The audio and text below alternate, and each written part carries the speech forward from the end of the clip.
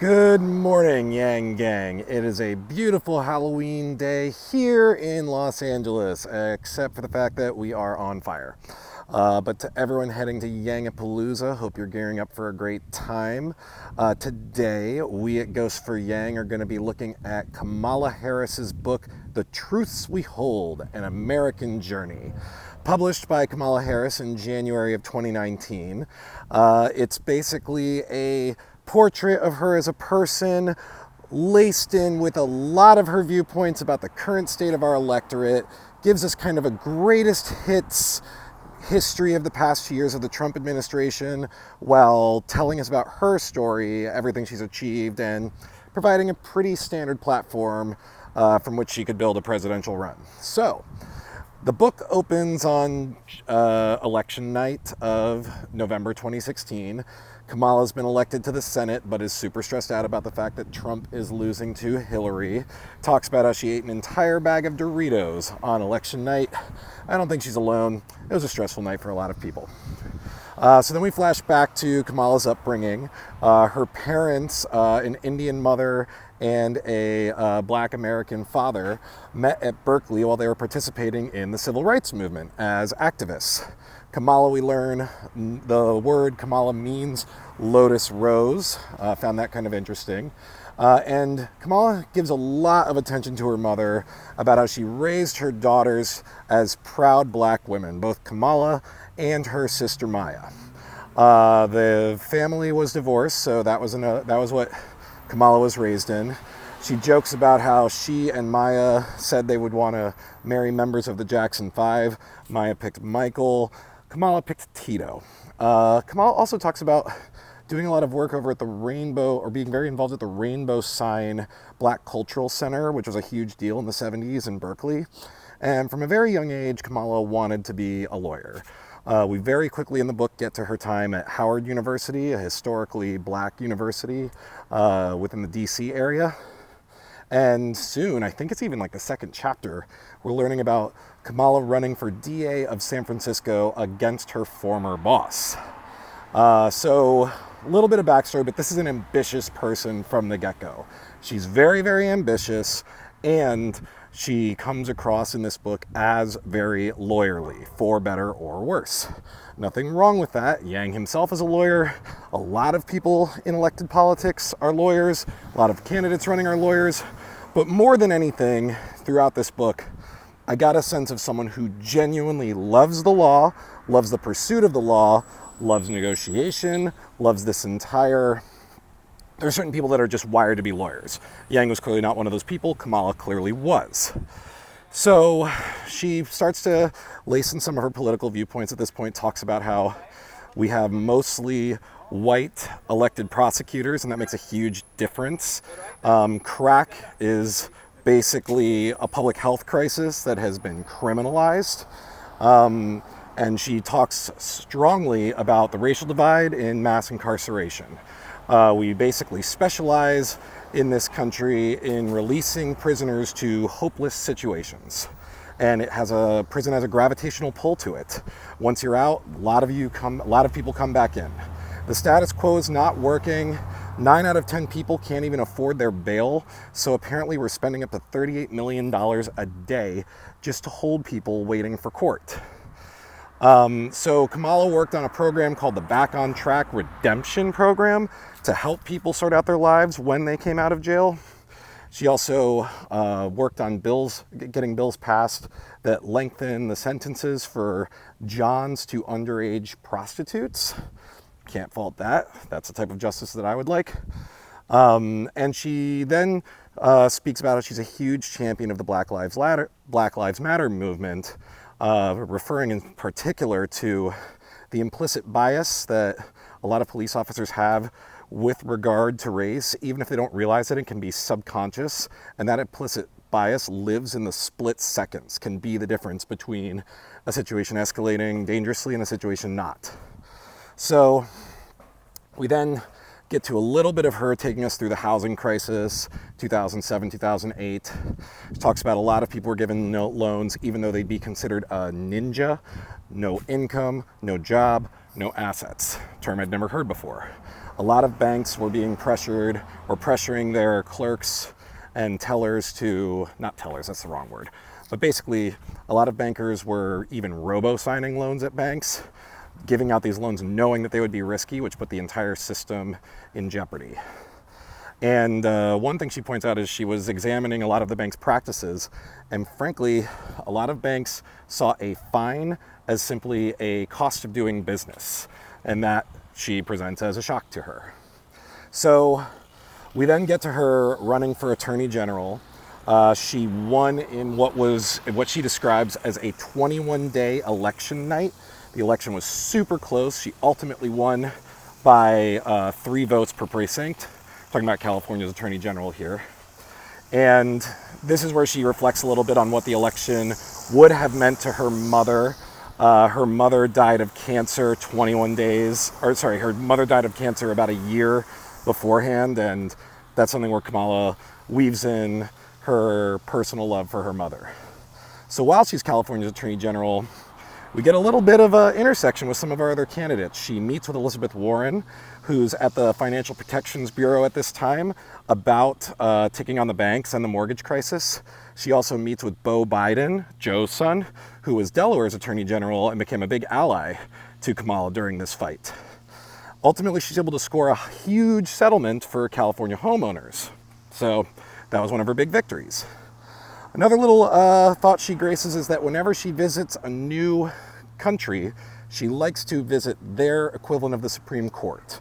How a country portrays itself in justice, she believes, says a lot about that country's character and their moral fiber. So then we get to 2008, and the brief time when gay marriage was legal in California, she performed lots of gay marriages at City Hall as a justice. Then, of course, in the fall of 2008, the same night Barack Obama was elected, California passed a proposition eliminating same-sex marriage, but she continued to fight for it throughout the next few years until ultimately the Supreme Court made it the law of the land. We then get some perspectives from her on just how the failed education system leads to birth to prison pipeline. Something I didn't realize about education is that the 3rd to 4th grade reading shift is crucial, because in between 3rd and 4th grade is when kids go from learning to read to reading to learn. And this led to her passing an aggressive bill to reduce truancy in the state, kids not showing up to school. She portrays empathy for daughters and sons of parents that have to work like crazy, and that leads to their kids missing school, but says that in particular she's trying to make sure that the kids get the education they need so that they are able to then avoid the prison pipeline. And ultimately, I guess, she reduced truancy by 23%. Opponents, like I was saying, said that she was targeting parents. We then get a little bit of her courtship with her husband, Doug Emhoff. Sounds like a very formal courtship. Frankly, felt like something out of Ally McBeal or Boston Legal, because she was already a very, very public figure. Doug already had kids from a previous marriage, but they didn't waste any time. They found out how to feed each other into their schedules. She's got a good relationship with Doug's ex-wife, Kristen. Her stepkids call her Mamala. Found that kind of cute. And then we learn that Eric Holder was stepping down as Attorney General and asked Kamala if she was interested. So already by this point, during the Obama administration, Kamala had become a rising star and someone that the party establishment, the just general political establishment, was keeping their eyes on. We get some statements about racism and xenophobia. And one quote from her that I liked was, "For as long as we've been a nation of immigrants, we've been a nation that fears immigrants." And she's right about this. Go back and study any 19th century history course in a college, and you'll learn all about us hating the Irish because of the potato famine or anything along those lines. We traditionally fear the other. The first bill she introduces on the Senate floor is an Access to Counsel Act.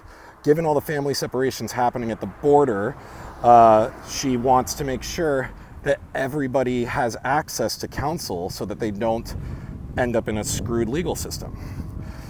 She also introduces a bill to put body cams on immigration agents. So as we get towards the final third of the book, this is where it really becomes a bit of a greatest hits of the past 2 years. If you've been paying any attention, watching the news, watching the Daily Show, showing up to protests, she walks you through the travel ban. She walks you through the Brett Kavanaugh hearing. She walks you through anything and everything that is the standard liberal outrage, and many times just the standard moral outrage of our time.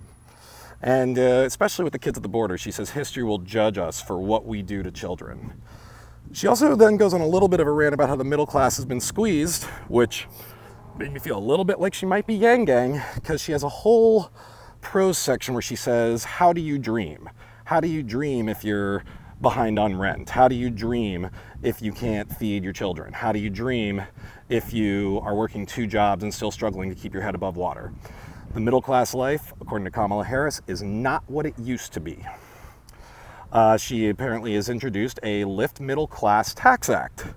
Not as direct as Yang's $1,000 a month proposal, but an effort to give a little bit of a break to the middle class away from, and this sounds like something out of Elizabeth Warren, those billionaires and those richer people that can pay their fair share.